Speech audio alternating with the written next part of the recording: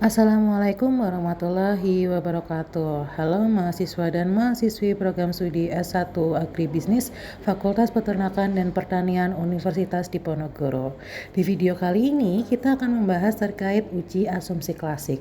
Uji asumsi klasik itu merupakan uji statistik yang diperlukan ketika teman-teman akan menganalisis regresi linear berganda. Dalam uji asumsi klasik ini itu untuk memastikan persamaan regresi yang difungsikan itu tepat atau tidak, atau valid atau tidak.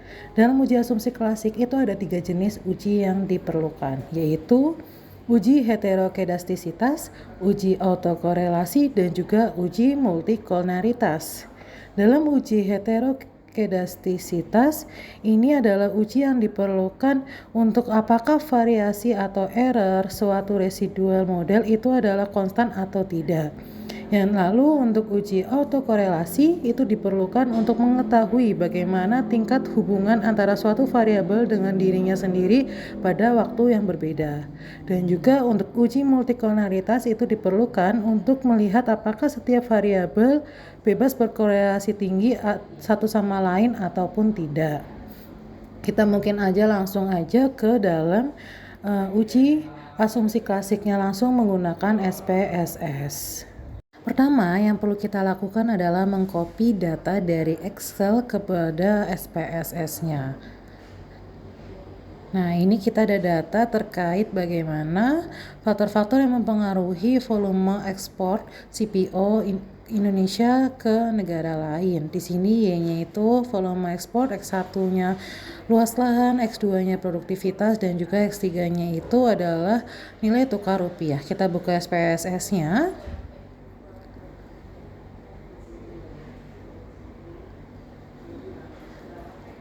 Lalu kita langsung copy aja datanya itu ke SPSS. Jangan lupa di variable view kita ganti. Untuk var 1-nya itu adalah Y, variable dependennya. Var 2 itu X1, var 3-nya itu X2, dan juga var 4-nya itu adalah S3. Dan jangan lupa untuk mengganti measurement-nya itu menjadi data nominal. Lalu kita kembali ke data view. Nah, dalam uji asumsi klasik ini, itu kan tadi yang seperti saya sampaikan ada uji heterokedastisitas, autokorelasi, dan juga multikolonaritas. Pertama kita analyze, regression, dan juga linear. Lalu kita Y-nya itu ke dependent, itu merupakan variabel yang dipengaruhi oleh variabel independen. Lalu X1, X2, X3 kita pindahkan ke kolom independen. Lalu kita cek di statistik. Nah, di statistik ini untuk mengetahui multikolonaritas maka kita perlu centang yang part and partial correlation dan juga collinearity diagnosis. Serta untuk Durbin-Watson untuk mengetahui autokorelasinya perlu kita centang juga. Lalu kita continue. Selanjutnya untuk heterokedastisitas ini setelah kita continue kita klik di plots, lalu kita pindahkan S-receipt-nya itu ke Y dan juga Z-rate-nya itu ke X.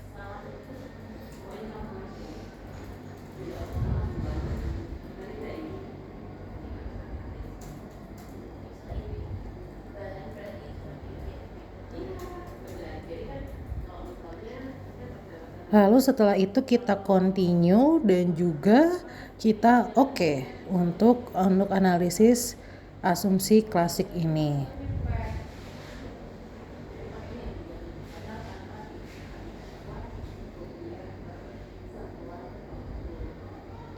Lalu berikut ini akan keluar output dari asumsi klasik yang kita lakukan.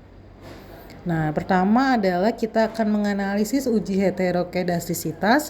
Nah, di sini dari grafik scatter plot kita lihat bahwa titik-titiknya itu tersebar di atas titik 0 di kolom Y dan juga di kolom X. Datanya tersebar dan tidak membentuk suatu pola atau zigzag. Maka artinya bahwa tidak terjadi gejala heterokedastisitas. Nah, titik-titik ini tuh menunjukkan persebaran data-data kita itu di mana gitu. Karena ini bertebaran, maka artinya tidak terjadi heterokedastisitas.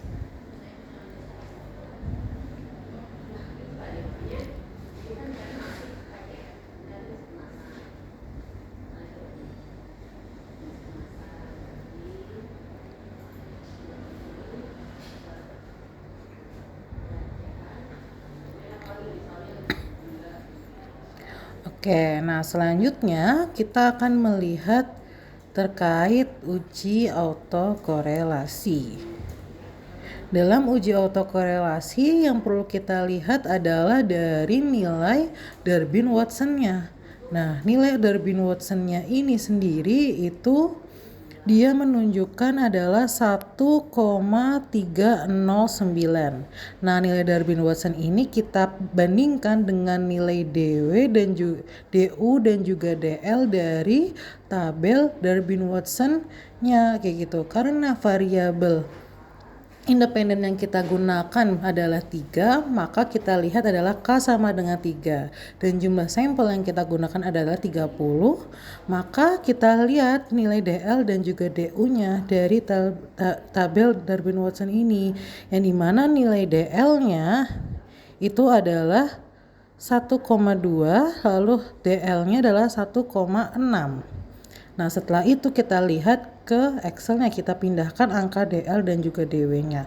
Dan juga kita hitung juga ketika kondisinya itu 4 min DL itu berapa, dan juga ketika 4 min DW-nya itu berapa.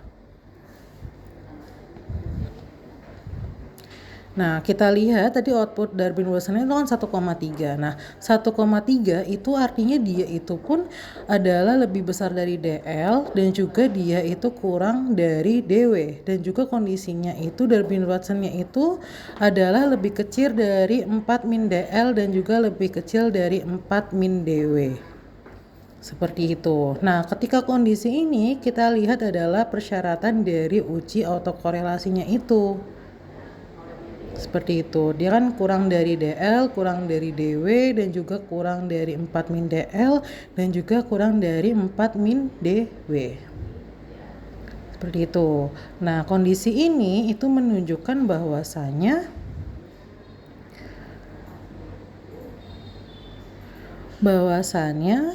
artinya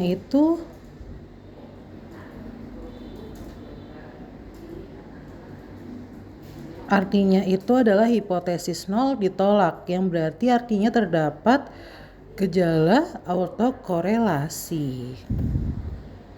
Seperti itu, karena kondisinya nilai Darwin-Watson-nya itu kurang dari DL dan juga kurang dari DW, serta dia itu juga kurang dari 4 min DL dan juga 4 min DW.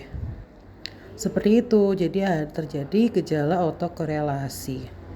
Nah, selanjutnya itu akan kita lakukan uji multikoliniaritas. Nah, untuk uji multikoliniaritas itu kita melihat dari dua uji yang kita lakukan, yaitu melihat nilai correlation tolerance dan juga nilai VIF yang dihasilkan. Yang dimana jika nilai correlation-nya itu adalah dia lebih besar dari 0,1, maka tidak terjadi multikoliniaritas. Namun ketika kondisinya itu nilai toleransinya itu lebih kecil dari 0,1, maka terjadi multikoliniaritas. Nah, di sini kita dapatkan bahwa datanya baik X1, X2 dan X3 mempunyai nilai correlativity tolerance-nya itu lebih besar dari 0,1, maka tidak terjadi multikoliniaritas. Begitu pula nilai VIF-nya itu adalah kurang dari 10, yang artinya itu tidak terjadi multikoliniaritas juga. Nah, karena kita sudah sampai dari uji multikoliniaritas ini, artinya uji asumsi klasik yang sudah kita lakukan sudah selesai. Nah, apabila ada kesalahan dari saya atau ingin yang ditanyakan, bisa komen aja di kolom komentar. Namun juga apabila ada tutur kata yang saya sampaikan itu ada salah, saya minta maaf. Wassalamualaikum warahmatullahi wabarakatuh.